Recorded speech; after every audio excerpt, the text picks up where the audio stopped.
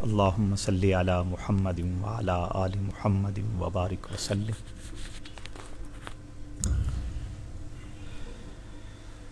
اللہ رب العزت نے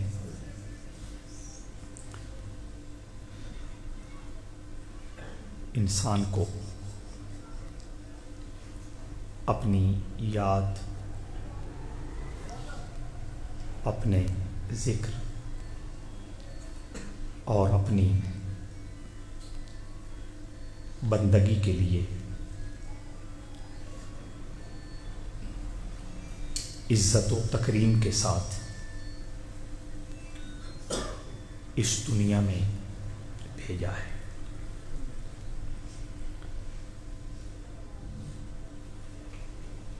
یاد الہی ذکر الہی اور بندگی خدا کا بنیادی مقصد ایک ہی ہے کہ انسان کو اپنے پیدا کرنے والے کی محبت بھی نصیب ہو جائے اور معرفت بھی۔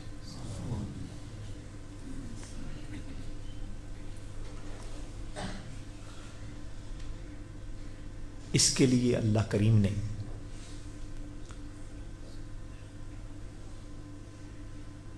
مسلمانوں کو مختلف طریقے، مختلف اسلوب، مختلف نصاب اور سلیبس عطا فرمائے۔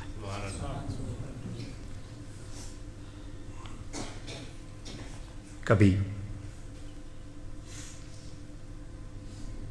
اللہ کے حق ادا کرنے کا حکم ہوا، اللہ کے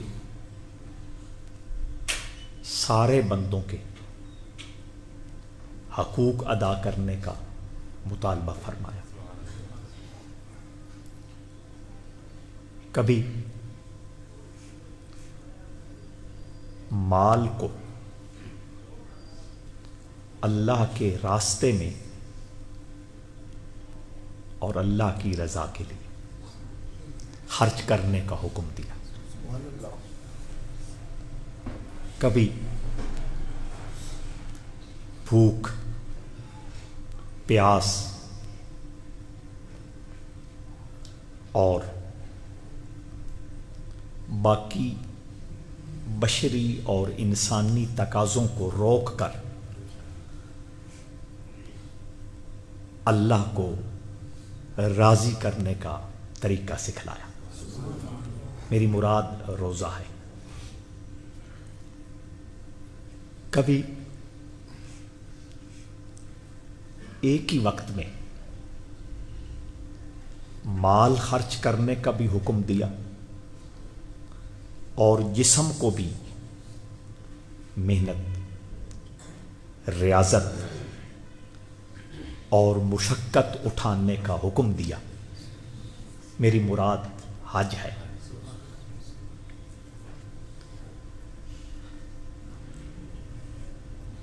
یہی نصاب اور سلیبس جو اللہ نے اپنی محبت و معرفت کے لیے طے فرمائے ہیں، ان میں سے ایک جمعہ بھی ہے، اور آج ہم جمعہ پر ہی بات کر رہے ہیں۔ ہم نسل در نسل جو مسلمان ہیں، ہمیں اللہ کریم کی ان مہربانیوں کا وہ پتہ نہیں ہے جو ایک حقیقی نئے مسلمان کو پتہ ہوتا ہے۔ نماز پڑھنا، روزہ رکھنا، عمرہ کرنا، حج ادا کرنا، عید پڑھنا، نماز جمعہ پڑھنا یہ ہماری عادت بن چکی ہے، لیکن ان ساری عبادات کا حقیقی مقصد اسے نصیب ہوتا ہے جو ان عبادات کو عادت کے طور پہ نہیں، اللہ کی محبت کے طور پہ ادا کرنے والا۔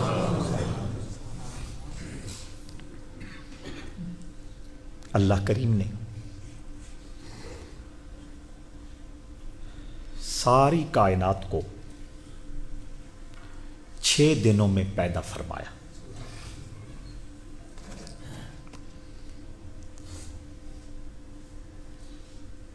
اور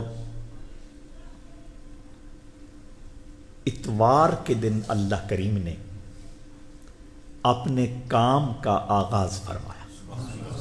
آسمانوں کو، زمینوں کو، آسمانوں اور زمینوں میں پھر جتنی مخلوقات ہیں ان کی تخلیق اور پیدائش کے لیے اللہ نے جس دن کو چنا وہ اتوار کا دن ہے۔ اسی لیے اہل نظر فرماتے ہیں کہ اگر آپ نے مکان بنانا ہو، کوئی اپنی بلڈنگ بنانی ہو، اس کے لیے سب سے بہترین دن اتوار کا دن ہے کہ یہ سنت الہیہ ہے، اللہ نے یہ چھت اور یہ زمین اتوار کے دن بنائی۔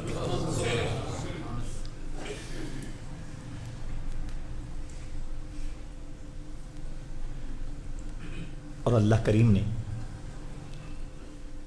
ہمیں یہ بھی بتایا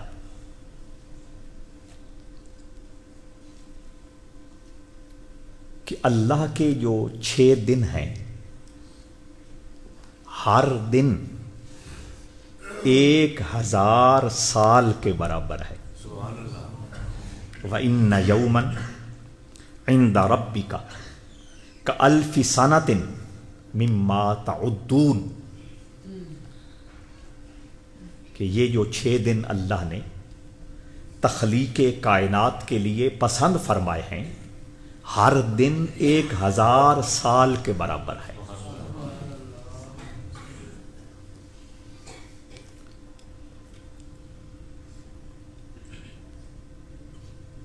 درخت، پھل، پھول، نباتات، اس کے لیے اللہ کریم نے سوموار کا دن پسند فرمایا۔ لہذا زمیندار لوگ جو کاشتکاری کرتے ہیں وہ اگر کوئی نیا فصل بیجنا چاہیں تو کوشش کریں کہ سوموار کا دن آ جائے۔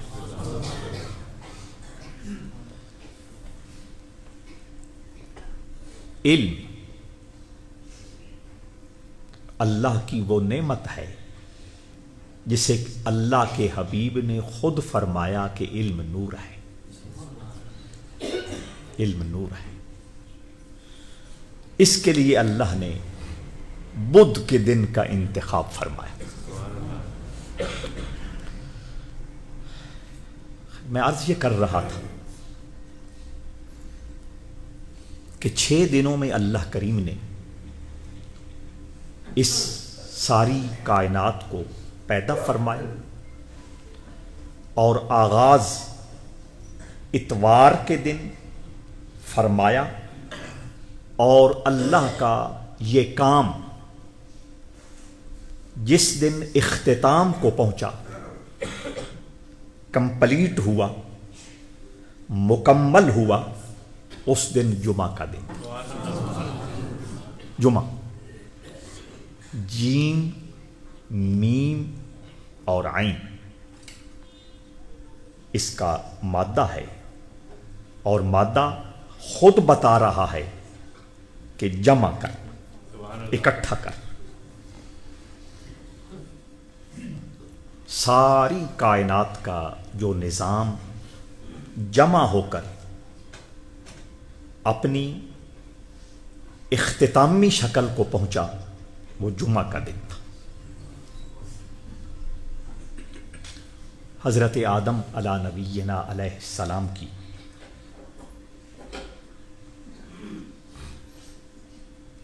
صورت پاک کو اللہ نے ان دنوں میں سے جس دن تشکیل دیا، صورت مکمل کی، وہ بھی جمعہ کا دن تھا۔ آدم علیہ السلام کو جنت میں جو بھیجا گیا وہ بھی جمعہ کا دن تھا، اور آدم علیہ السلام کو زمین پہ جو بلایا گیا یہ بھی جمعہ کا دن تھا۔ اور زمین پر حضرت آدم کا آنا پریشانی کی بات نہیں ہے، فکر کا معاملہ نہیں ہے۔ اللہ کے ہر کام میں کروڑوں حکمتیں موجود ہوتی ہیں۔ اگر آدم زمین پر جلوہ گر نہ ہوتے تو انسان کی اندر اللہ نے جو کیفیات رکھی ہیں، سخاوت کی، صبر کی، برداشت کی، مہربانی کی، پیار کی، محبت کی، جولانی کی، یہ کبھی بھی کیفیات اپنے پورے شباب کے ساتھ جنت میں ظاہر نہیں ہو سکتی تھی۔ انسان دنیا میں آیا، اس کا واسطہ پڑا اپنوں سے، اس کا واسطہ پڑا بیگانوں سے، اس کا واسطہ پڑا رشتوں سے، اس کا واسطہ پڑا دوستوں سے۔ تو جب تک واسطہ نہ پڑے بندے کی کیفیات چھپی رہتی ہے، پوشیدہ رہتی ہے، خاموش رہتی ہے۔ لیکن جب انسان وطن میں آتا ہے، واسطے کے ساتھ اپنی زندگی کو گزارنا شروع کرتا ہے، تو وہ سینکڑوں نور جو اللہ نے وجود انسانی میں اپنی روح کے فیض سے رکھے ہیں ان کو اللہ ظاہر فرما دیتا۔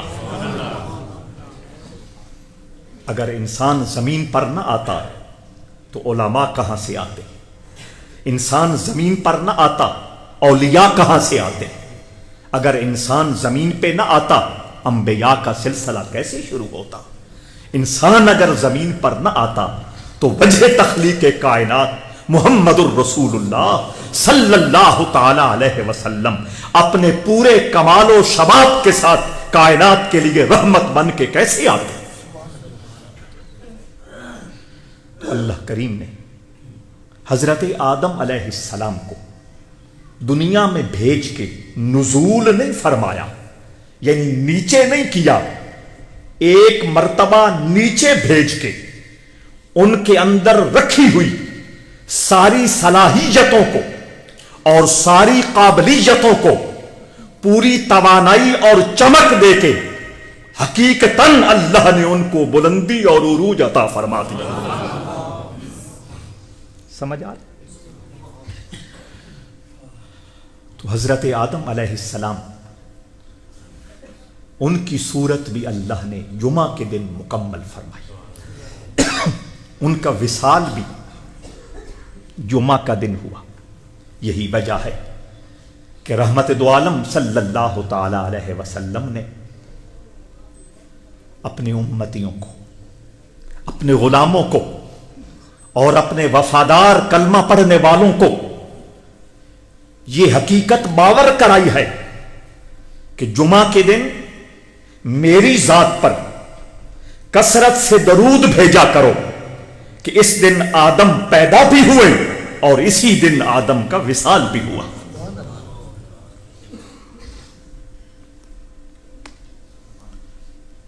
جمعہ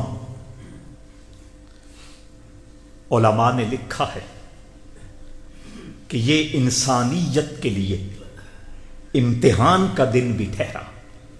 وہ کیسے؟ اس دھرتی پر ہر زمانے میں 3 مذہب پوری طاقت و توانائی کے ساتھ موجود رہے ہیں اور ہیں. ایک یہودیت، دوسرا عیسائیت اور تیسرا اسلام. اللہ کی یہ چاہت تھی، اللہ کی یہ خواہش تھی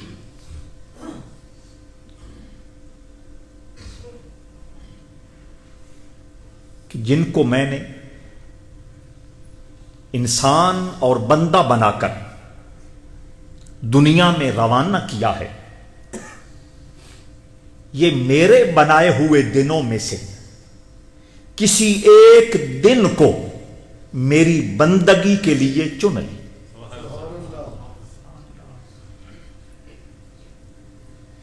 وَرَبُّكَ يَخْلُقُ مَا يَشَاءُ وَيَخْتَارُ.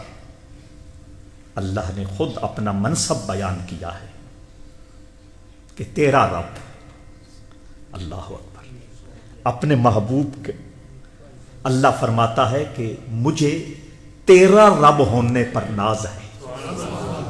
وَرَبُّكَ، تیرا رب. ہم سارے رب رب تو کرتے ہیں، لیکن بات اس وقت ہی بنتی ہے اور بن سکتی ہے کہ رب کہے کہ ہاں تیرا رب. اور قرآن مجید میں محبوب دو عالم صلی اللہ تعالی علیہ وسلم کی عزت و توقیر کو اللہ نے 20 مقامات پہ نکھارا ہے، اور یہ جملہ بول کے حضور کی عظمت و شان کو ساری کائنات کے سامنے واضح فرما دیا ہے کہ وَرَبُّكَ، تیرا رب، یخلق ما یشاء و یختار. تیرے رب کا یہ مقام ہے، تیرے رب کی یہ شان ہے، اور تیرے رب کا یہ وقار ہے کہ وہ جسے چاہتا ہے پیدا کرتا ہے، اور پیدا کرنے کے بعد جسے چاہتا ہے پسند فرما لیتا ہے. اللہ کرے ہم سب اپنے رب کو پسند آ جائیں. وہ جسے چاہتا ہے پیدا کرتا ہے، اور پیدا کرنے کے بعد جسے چاہتا ہے چن لیتا ہے، پسند کر لیتا ہے. اپنی محبت و معرفت کے محور اور سرکل میں لا کر اس کی عظمتوں کو امر کر دیتا ہے. اس پہ میں ابھی بات کرتا ہوں. عرض یہ کر رہا تھا کہ اللہ نے یہ چاہا، یعنی انسانیت عطا کی ہے، وہ میرے بنائے ہوئے دنوں میں سے کسی ایک دن کو صرف میرے لیے وقف کر دیں.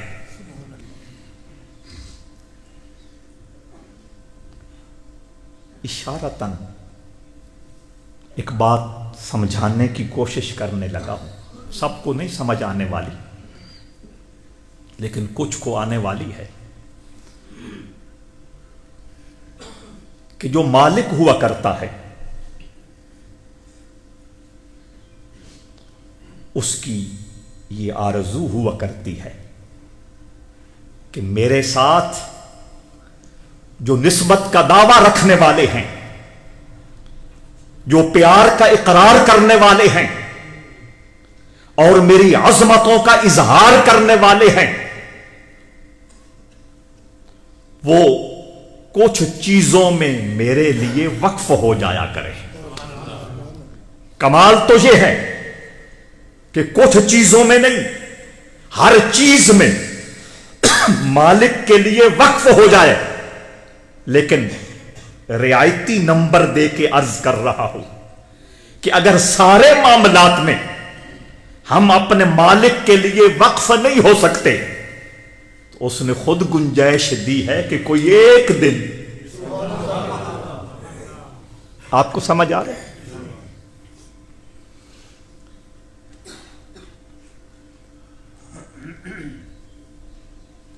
یہودیوں سے پوچھا، دعوی محبت کرتے ہو، دعوی بندگی کرتے ہو، مجھے خالق مالک مختار سمجھتے ہو، کون سا دن اپنے لیے پسند کرو گے جس میں میں ہوں اور میری یاد ہو؟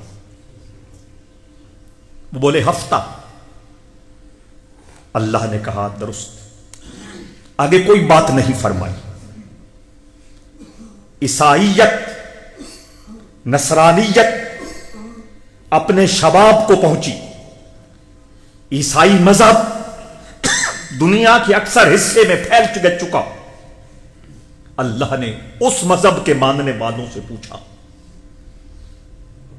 میرے دنوں میں سے میرے لیے کون سا دن پسند کرتے ہو؟ اتوار. اللہ نے کہا درست. زمانہ آ گیا رحمت عالم کا، دور آ گیا کائنات کے تاجدار کا. وہ سرور و انبساط کے لمحات کائنات میں پوری محبت و حرارت کے ساتھ جلوہ گر ہوئے، جس میں سرور کائنات صلی اللہ تعالی علیہ وسلم نے اسلام کا جھنڈا لہرایا. پوچھا گیا کہ میرے دنوں میں سے کس دن کو امت کے لیے اپنے لیے پسند کرتے ہو؟ کائنات کے تاجدار نے فرمایا جمعہ. اس وقت وہی نازل ہوئی. پہلے کوئی سگنل نہیں تھا، پہلے کوئی اشارہ نہیں تھا، پہلے کوئی غیبی خبر نہیں تھی. اس کے بعد وہی نازل ہوئی کہ اے جانے جاں صلی اللہ علیہ وسلم، یہی ہم چاہتے تھے کہ جمعہ کا دن امت مصطفیٰ کے لیے بندگی کے لیے مختص ہو جائے.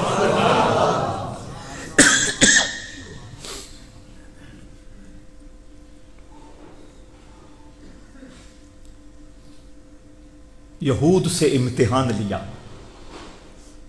وہ کامیاب نہ ہوئے. عیسائیوں سے امتحان لیا، وہ کامیاب نہ ہوئے. رحمت دو عالم سے پوچھا. حضور نے کہا جمعہ. علماء نے اس مقام پر لکھا ہے، طالب علم اس نقطے کو سمجھنے کی کوشش کرے. علماء نے لکھا ہے کہ حضور دو عالم صلی اللہ تعالی علیہ وسلم کے مزاج کو اللہ نے اپنی چاہت کے عین مطابق پیدا فرمایا. جس طرح سیدنا فاروق اعظم رضی اللہ تعالی عنہ کے بارے میں حضور نے ارشاد فرمایا تھا کہ ہر امت میں ایک شخص ایسا ہوتا ہے جس کے دل پر اللہ اپنے علم کے خصوصی انوار نازل کرتا ہے، الہام فرماتا ہے. فرمایا میری امت کا محدث عمر ہے.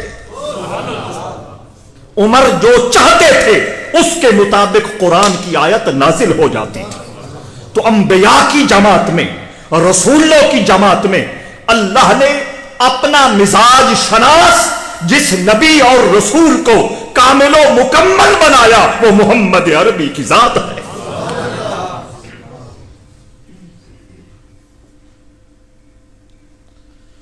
اگر طالب علموں پہ بوجھ نہ ہو تو اس سے ایک آگے بات بھی کرنا چاہتا ہوں. جس طرح حضور نے اللہ کے مزاج کو پہچانا، فاروق اعظم کے مزاج کو اللہ کی چاہت کے مطابق مزاج حضور نے فرمایا، بالکل اسی طرح حضور کی امت کے اندر بھی کچھ ایسے لوگ ہوتے ہیں، نبی نہیں ہے، رسول نہیں ہے، آل رسول نہیں ہے، جماعت صحابہ سے ان کا تعلق نہیں ہے، عام امتوں میں اتنے قد آور لوگ ہیں کہ ان کی چاہت کے مطابق اللہ اپنے تقدیر کے فیصلے فرماتا ہے. یہ مختلف زمانوں میں مختلف دینی مسائل جو انسانوں تک پہنچتے ہیں، امت کی سماعتوں تک پیش کیے جاتے ہیں، وہ مسائل جن کا ذکر قرآن میں نہیں ہے، وہ مسائل جن کا تصور حدیث کے جہان میں نہیں ہے، اس زمانے ان کی ضرورت ہی پیش نہیں آئی. آج ایسے مسائل پیدا ہوئے جن کی ضرورت ہے امت کو. امت چاہتی ہے کہ پتہ چلے جائز ہے یا ناجائز ہے، حلال ہے یا حرام ہے.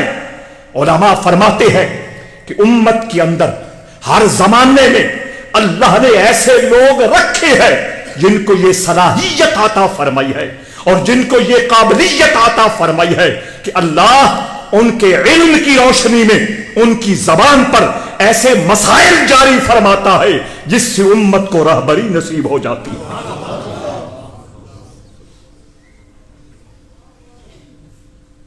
اصول فقہ کا ایک مشہور جملہ ہے، القیاس مظہر لا مثبت۔ یہ جو قیاس ہوتا ہے، قیاس کا مطلب یہ ہے، اللہ اور اس کے رسول نے فرمایا شراب حرام ہے، اور آگے فرمایا اس لیے حرام ہے کہ یہ مال کو بھی برباد کرتی ہے، یہ عقل کو بھی فنا کرتی ہے۔ اب حضور کے زمانے میں ہیروئن نہیں تھی، علماء سے پوچھا گیا ہیروئن حلال ہے یا حرام ہے؟ علماء نے کہا کہ حرام ہے۔ پوچھا گیا کیوں؟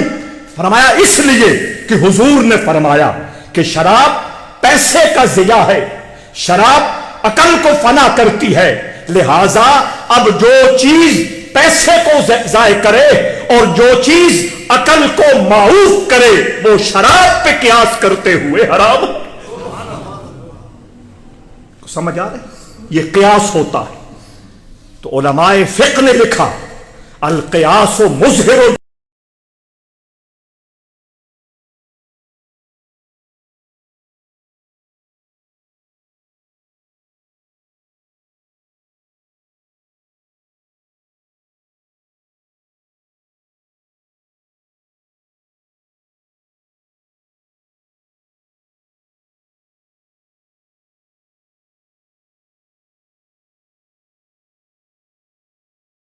کنویں میں پانی ہو،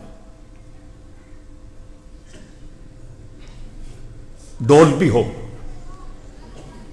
رسی بھی ہو، سمجھا؟ اور پانی کی ضرورت بھی ہو، کنواں پانی، ڈول رسی، اور پانی کی ضرورت بھی ہے۔ جو شخص ضرورت کی وجہ سے وہاں جا کر رسی اور ڈول کو یوز کرتے ہوئے پانی نکالتا ہے، یہ مثال اس لیے دی ہے کہ نور علم موجود ہے۔ کچھ لوگوں کو اللہ یہ صلاحیت عطا کرتا ہے، ان کو شعور بھی ملتا ہے، اور اس نور علم کو کنویں کی گہرائی سے نکال بھی دیتے ہیں۔ سمجھ آ رہی ہے؟ نعتیں پڑھنے سے، خطابتیں کرنے سے، نقابتیں کرنے سے وہ چھپا ہوا نور۔ خیر، میں عرض یہ کر رہا تھا کہ جمعہ یہ اللہ کا حضور علیہ الصلاۃ والسلام کی امت پر خاص کرم ہے۔ حضور نے جمعہ کا دن پسند فرمایا، انتخاب کیا، اس کے بعد وہی نازل ہوئی کہ اللہ کی چاہت بھی یہی تھی۔ اب آئیں اس چاہت کی طرف۔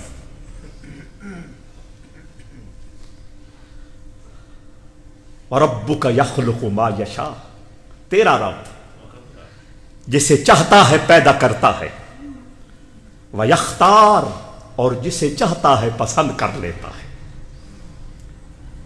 اس کو روکنے والا، اس پہ اعتراض کرنے والا، اس کے بارے میں رانگ کومنٹس دینے والا اور اس کو مشورے دینے والا،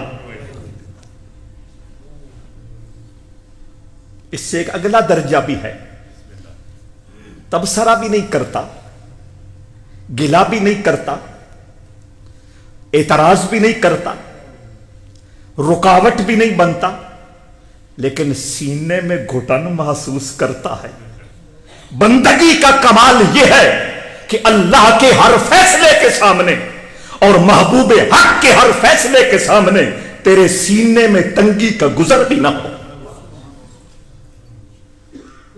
اگر سینے میں گھٹن اور تنگی محسوس ہو رہی ہے تو تیری محبت کچی ہے، اس کو پکانے کی کوشش کر۔ اللہم صلی علی محمد وعلی آل محمد وبارک وسلم۔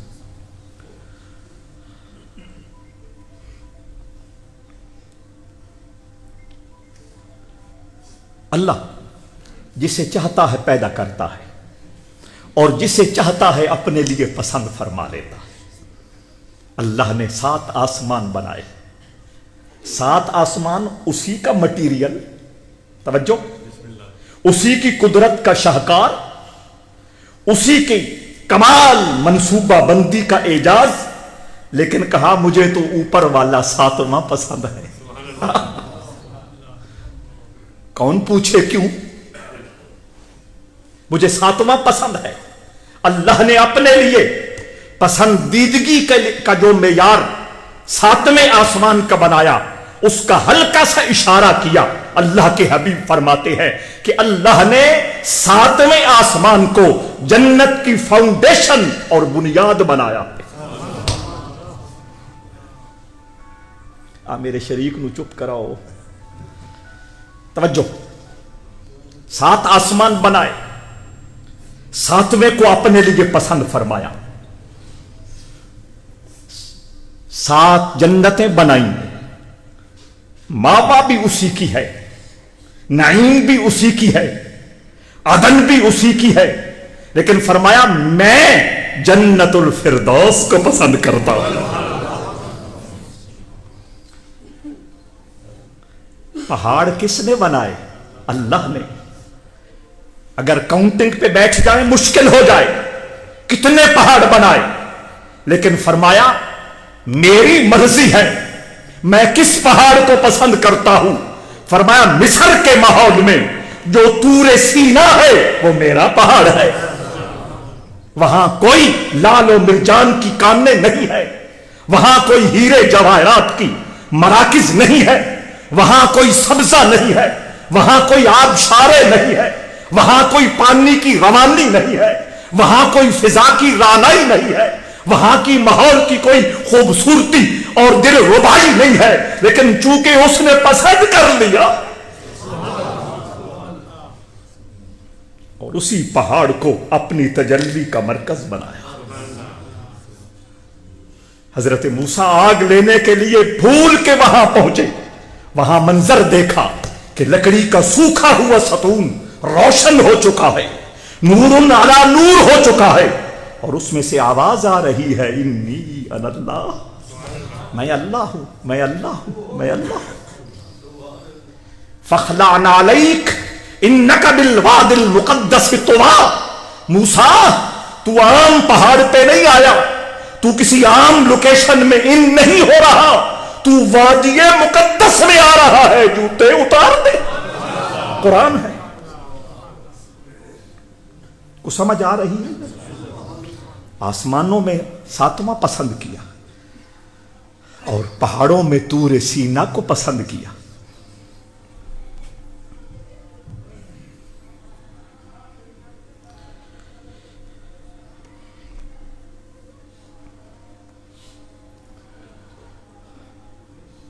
زمین نے کس نے بنائی؟ اللہ نے، اور فرمایا وہ بھی 7 ہی بنائی۔ کتنی بنائی؟ 7 بنائی۔ 7ویں آسمان کو بیس، بنیاد، ایرا اور فاؤنڈیشن بنایا جنت کا۔ 7 زمینیں بنائی، 7ویں زمین کے نیچے جہنم کی آگ دہکا دی۔ اس کے اپنے رنگ ہیں، اس کے اپنے فیصلے ہیں، اس کا اپنا اسلوب ہے، کون مجال رکھتا ہے کہ بات کرے۔ آسمانوں کا معاملہ آیا، فرمایا 7واں آسمان میرا ہے۔ زمینوں کا معاملہ آیا، 7ویں نہیں، 6ٹھی نہیں، 5ویں نہیں، 4تھی نہیں، تیسری نہیں، دوسری نہیں، پہلی میری ہے۔ میں نے پہلی زمین کو پسند فرمایا ہے۔ یا اللہ، اپنے ذوق کو تازگی دینے کے لیے اور اپنے ایمان کو اور مضبوط کرنے کے لیے اور اپنی روح کی گہرائیوں میں تیری محبت کے جو انمول خزانے موجود ہیں ان کو اور دہکانے کے لیے ہم سوال کرتے ہیں کہ زمین پہلی جو ہے اس کا انتخاب تو نے کیوں فرمایا ہے؟ فرمایا سوچ اس زمین پر میرے محمد عربی جلوہ گر. اللہم صلی علی محمد وعلی آل محمد. ابھی میں زمین کو روک رہا ہوں، بات چلانی ہے اس پہ. زمین پر کروڑوں اربوں کھربوں گھر ہیں. جب سے یہ زمین سجی ہے اس پہ بلڈنگز نہیں بن رہی. ہزاروں لاکھوں کروڑوں اربوں کھربوں گھر زمین پر رہے، زمین پر ہے اور زمین پر رہیں گے. لیکن فرمایا سارے گھروں میں سے جس گھر کو میں نے پسند کیا ہے وہ مسجد حرام ہے.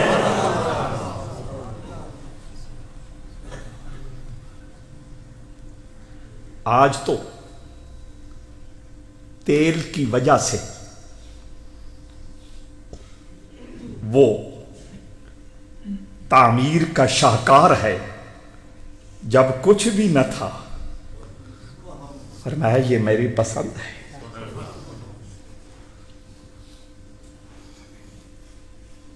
کتنے شہر روئے زمین پر موجود ہوئے، مٹ گئے ہیں اور بنے گے. لیکن جس شہر کے لیے اللہ نے اپنی محبت کا اظہار فرمایا بلدۃ طیبۃ ورب غفور لا اقسم بهذا البلد وانت حل بهذا البلد لقد خلقنا الانسان في احسن تقویم في هذا البلد الامین. فرمایا وہ شہر مکہ ہے جس کو میں نے اپنی محبتوں کا مرکز بنا دیا.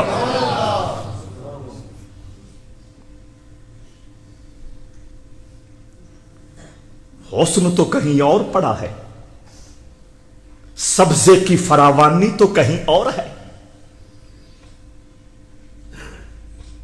فضاؤں اور ماحول کے حوالے سے آنکھ اور دل کی ساری کشش کو کھینچ لے جانے والے شہر تو اور ہے، لیکن اس نے اپنی محبت کا مرکز تو زمین کے ٹکڑے گنے نہیں جا سکتے. فرمایا زمین ساری میری ہے، آفرینش میری ہے، تخلیق میری ہے، پیدائش میری ہے. لیکن میں جسے چاہوں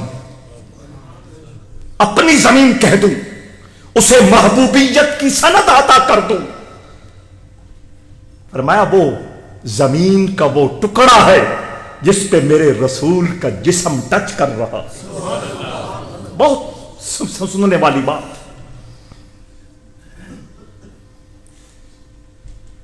اشارتاً پہلے بھی کبھی کی تھی، تھوڑا اسے اور کھول رہا ہوں تھوڑا. لیکن توجہ، وہ میں زور شور چھوڑ دیتا تو اسی بھی ساؤنڈ لگ پے وہ کام نہیں ہونا. توجہ، عرض یہ کر رہا تھا ایک ہے اللہ کا عرش، ایک ہے زمین کا وہ ٹکڑا جس کے اندر میرے مصطفیٰ آرام فرما رہے ہیں. اب عرش الرحمن علی العرش استوى. اللہ نے خود فرمایا کہ عرش جلوہ گاہ ہے رحمان کی. عرش کا کانسیپٹ اور عرش کا تصور قرآن و حدیث میں کیا دیا گیا کہ وہ اللہ کی جلوہ گاہ ہے. یہ کرسی فلاں کی ہے، یہ چارپائی فلاں کی ہے، یہ بیڈ فلاں کا ہے. عرش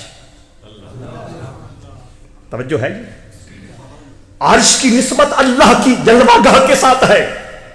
اور زمین کا وہ ٹکڑا جس کے اوپر گنبد خضرا ہے، اور اس ٹکڑے کے اندر مصطفیٰ کریم جلوہ فرما ہے.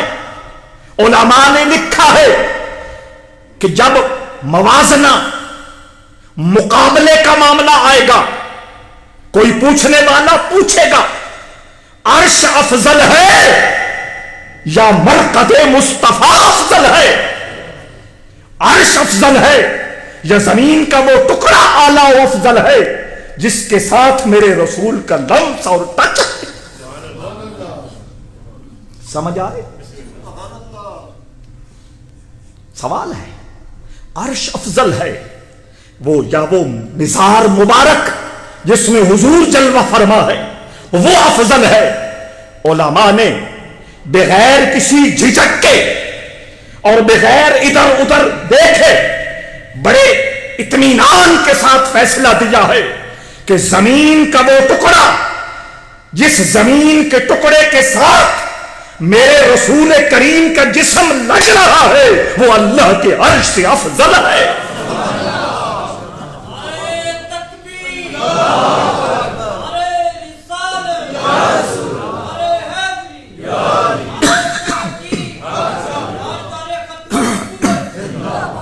آگے وجہ سن لیجیے، علماء نے لکھا کہ عرش الہی کے ساتھ رب کا جسم لگ نہیں رہا۔ سمجھ آئی؟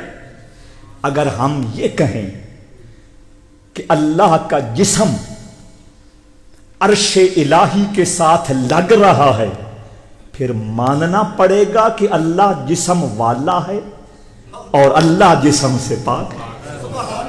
اللہ جسم سے پاک ہے۔ عرش کے ساتھ اس کی نسبت کیا ہے؟ اللہ لا الہ الا هو الحی القیوم لا تأخذه سنة ولا نوم له ما في السماوات وما في الارض من ذا الذي يشفع عنده الا باذنه يعلم ما بين ايديهم وما خلفهم ولا يحيطون بشيء من علمه بما شاء وسع کرسیہ اس کی کرسی ہے، کرسی اس کی۔ اگلے جمعے اس پہ بات کریں گے کہ اللہ وہ کرسی کہاں کہاں بچھائے گا۔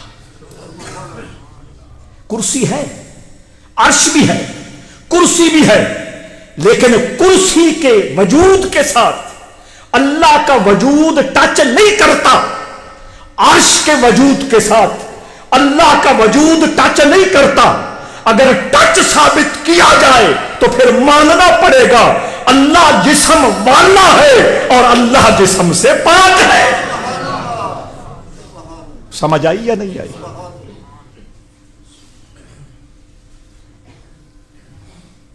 آپ یہاں آتے ہیں، آپ کو ایک چارپائی نظر آتی ہے اور بتانے والا بتاتا ہے کہ یہ بڑی برکت والی ہے، یہ بڑی عزت والی ہے، یہ بڑی فیض والی ہے۔ آپ پوچھتے ہیں کیوں؟ آپ کو بتایا جاتا ہے اس پہ خواجہ قمر الدین بیٹھے تھے۔ سمجھ آئی؟ ان کے وجود کی اس کے ساتھ نسبت ہوئی، وہ برکت والا ہو گیا۔ بالکل اسی طرح عرش ہو یا کرسی ہو، اللہ وجود سے پاک ہے۔ اللہ کے جلوے کبھی عرش پہ برستے ہیں، کبھی کرسی پہ جلوہ گر ہوتے ہیں۔ کرسی عظمت والی ہو گئی، عرش معظم ہو گیا، حضرات ذی وقار۔ دوسری طرف میرے رسول کا تو وجود ہے نا،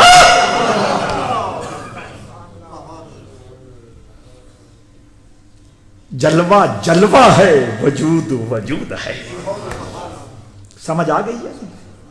تو میں عرض یہ کر رہا تھا کہ زمین کا وہ ٹکڑا جس ٹکڑے کے ساتھ اللہ کے حبیب کا جسم ٹچ کر گیا، لمس پا گیا اور مستقل بنیادوں پہ وہاں جلوہ گر ہو گیا، وہ زمین کا ٹکڑا اللہ کے عرش سے مقام اور مرتبے کے اعتبار سے اونچا ہو گیا۔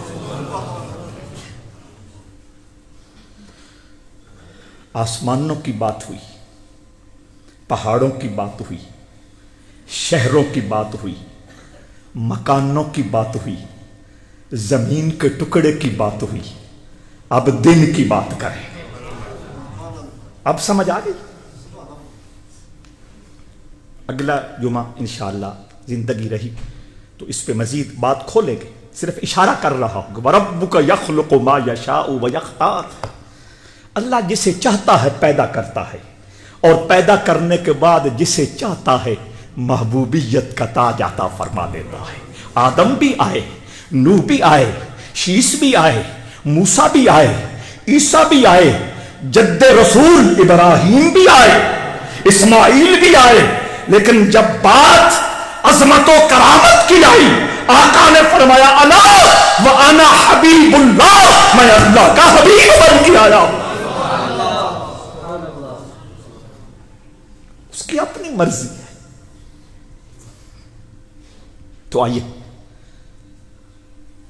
دن بھی اسی نے بنائے، اتوار بھی، سوموار بھی، منگل بھی، بدھ بھی، جمعرات بھی، سارے میرے دن ہیں، میں نے ہی بنائے ہیں۔ ہر دن کے ساتھ میں نے کوئی نہ کوئی نسبت بھی جوڑی ہے، لیکن فرمایا سید الایام، دنوں کا سردار جمعہ ہے، دنوں کا سردار جمعہ ہے۔ حضور علیہ السلام نے فرمایا اسی سرداری کی برکت ہے کہ اس دن میں اللہ نے ایک گھڑی ایسی چھپا کے رکھی ہے کہ اس گھڑی میں جب کوئی دعا کر دے اللہ اس دعا کو کبھی رد نہیں فرماتا۔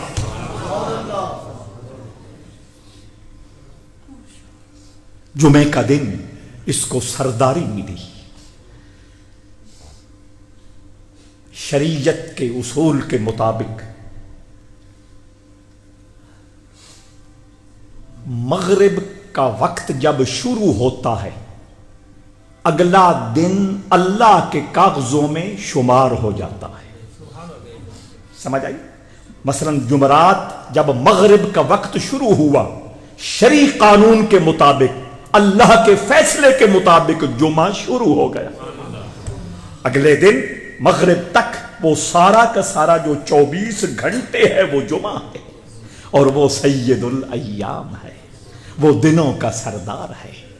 حضور نے ایک تو یہ فرمایا کہ کثرت سے درود پڑھا کرو، پھر کچھ بولے بھالے لوگوں کو مزید مضبوط کرنے کے لیے یہ بھی فرمایا کہ جمعے والے دن عصر کی نماز کے بعد جو یہ پڑھتا ہے اللہم صلی علی محمد النبی الامی وعلی آلہ وصحبہ وسلم، اللہ اس کے 80 سال کے گناہ معاف فرما دیتا ہے۔ یہ جمعے کو جو سرداری ملی، جمعے کو یہ جو وقار ملا، جمعے کو جو عزت و توقیر ملی، جمعے کو جو یہ شان و کمال ملا، اس کی نسبت بیان کرنے کے لیے وقت چاہیے۔ انشاءاللہ العزیز حضور دو عالم صلی اللہ تعالی علیہ وسلم نے اس کی سرداری کے حوالے سے جو بات فرمائی ہے، یار زندہ صحبت باقی۔ اللہم صلی علی محمد وعلی آل محمد وبارک وسلم۔ ایصال ثواب۔